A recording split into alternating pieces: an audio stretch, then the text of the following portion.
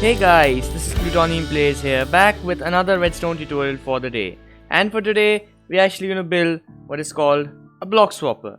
Now, this block swapper is just too small that I didn't even bother to make another world for this. I'm just doing it inside my redstone testing world because I can. And yeah, you you can definitely see other things around here which I have definitely showcased in my videos. And yeah, so let's come back to our mini block swapper here. So this thing is only 5 by 5 as you can clearly see, and I've made the floor into glass so that you can actually see underneath whatever is going on.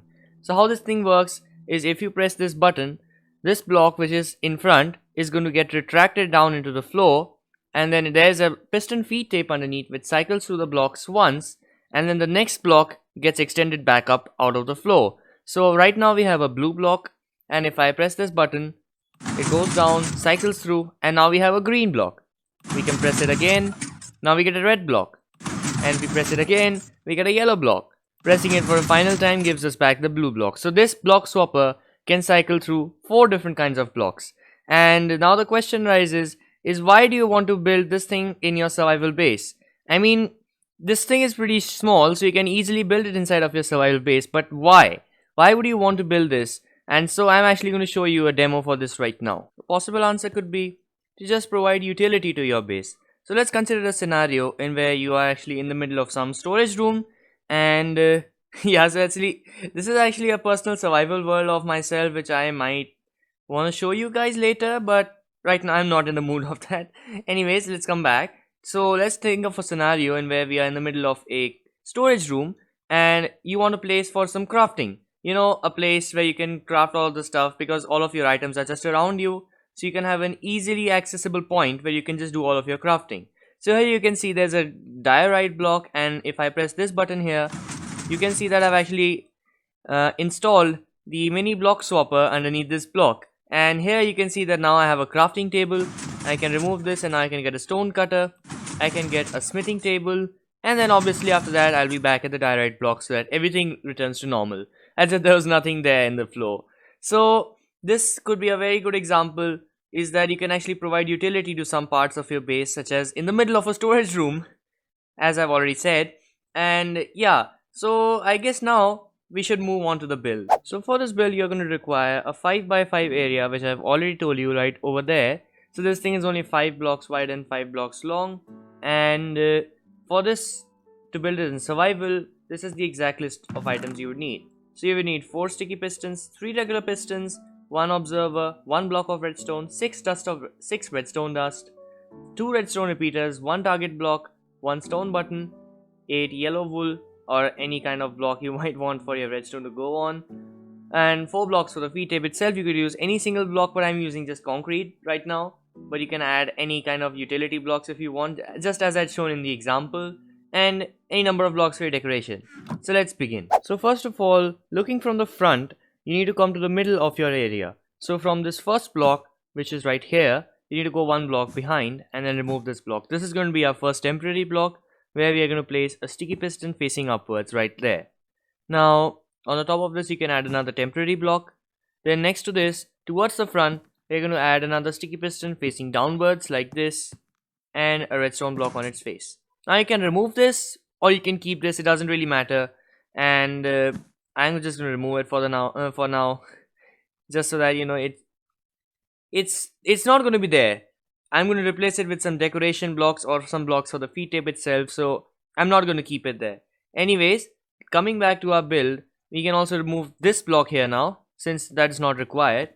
Now what you need to do is, behind this piston facing towards the back, that is the block underneath the piston, coming 1 block further backwards, you need to place another sticky piston facing towards the back with an observer on its face, which is going upwards. This dot is facing towards the sky. After this is going to be where our piston feed tape is going to go. So on the top of this observer, we are going to place a block here, and on this block place redstone dust like this. Now you can have 2 blocks going like this and also like this.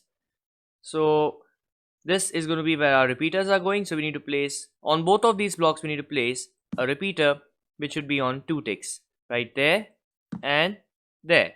So something like this. And after that, what we are going to do is we're going to place a temporary block here, 1 block above, remove this block, and then one block towards the front. This is for the left side, and for the right side we are just going to simply add a block here, one above, and remove this block. Now on all of these blocks place redstone dust like this. So this is how our feed tape mechanism is going to work. We just haven't yet added our pistons. So what we are going to do now is now we are going to add our pistons. So on the right of this redstone we are going to place, just crouching so that you don't actually accidentally right click this redstone and convert it into a dot, as nowadays is the 1.16 mechanic. So we need to crouch, and then we need to place a sticky piston again facing towards the front on the right side, and a regular piston on the left side, so right there.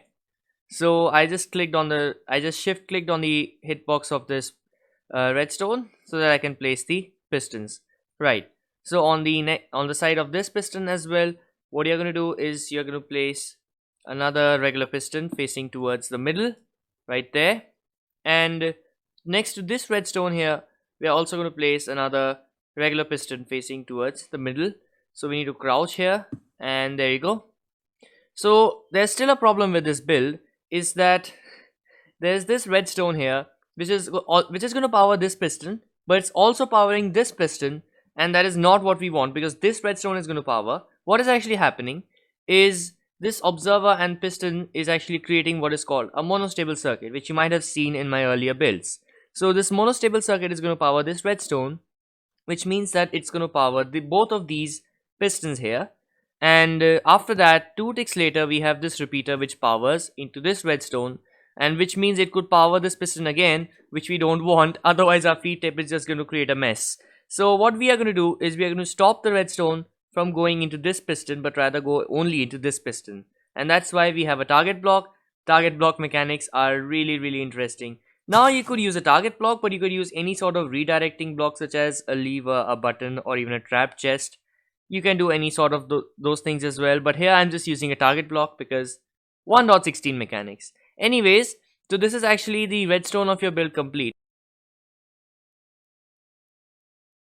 Now what you might want to do is you will grab your decoration blocks and also your feed tape blocks, and what you need to do is on the top of this piston here, which is facing downwards, you need to place a block here and a stone button. Now this block could be even glass, because quasi connectivity does exist in Java edition, if you guys don't know. So even if there was a glass block over there, this would still power this piston because of quasi connectivity. And let's not talk about that. So if now I press this button, you can see that first this piston is going to retract, and then our feed tape is going to, oh wait sorry, actually I missed a last thing here which we need to do. Is finally what we are going to do is we are going to actually link this thing with our piston feed tape, which we haven't yet done. So we need to place a block here towards the left, or you could just place it towards the right. It really doesn't matter. And then you need to place another block next to this piston here, right there, and then place redstone dust on this block and this block. What this causes is this observer actually moves out of the way of this redstone, which means it's now not powering anything. But once I press this button, that monostable circuit or this observer is going to get retracted underneath this block, which will then give an update, and it will trigger our feed tape. So now if we press this button, what is going to happen is first this piston will retract, then our feed tape will kick on, and then this will extend back again like this. Now currently nothing is going to happen because we haven't yet placed our blocks, so we need to place in our blocks now. So we need to place a block on the face of this piston, obviously. Then we need to place a block on the arm of this piston towards the back, one to this left, one to the left of this as if we are looking from the front, and another block to the right of this arm here. So that once we have placed all of this, our basic mechanism for the feed tape is actually done, or our build is actually completed. So now if we press this button, you can see that our blocks are being switched, and now surely these are all of the same blocks. So you can actually change these for a different kind of block, like in the example I had shown earlier, where I had used a smithing table, a crafting table, and a stone cutter along with the regular flooring block. So this is how you can add some utility to this thing. It's quite useful, I guess. Even if it's a small build, it could be really handy for you if you were to do some quick crafting, and if you are in a hurry, for example, you were to do something.